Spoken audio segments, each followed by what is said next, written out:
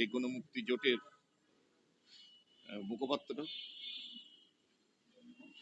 আজকে দেশের একটি জটিল পরিস্থিতির মধ্য দিয়ে আমরা পথ চলছি।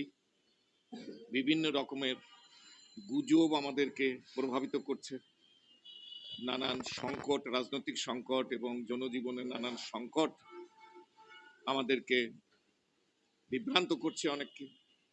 কিন্তু আমাদের কথা খুবই পরিষ্কার যে আমরা যে এই বাংলাদেশটাকে পেয়েছি সেটা 1971 সালে বীর মুক্তিযোদ্ধাদের অবদানের জন্য। তারা জীবন দিয়েছেন, তারা সংগ্রাম করেছেন, পাকিস্তানি হানাদারদের বিরুদ্ধে যুদ্ধ করেছেন এবং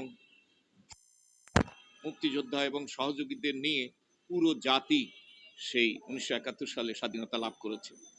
এই স্বাধীনতা লাভের সময় 10ই এপ্রিল চুয়াডাঙ্গাতে আমাদের প্রথম অঙ্গীকার প্রকাশ করা হয় যে সাম্য, সামাজিক ন্যায় এবং মানবিক মর্যাদার বাংলাদেশ গড়ে তোলা হবে। সেই লক্ষ্যেই আমরা বিজয় অর্জন করি এবং স্বাধীনতা ছিনিয়ে আনি।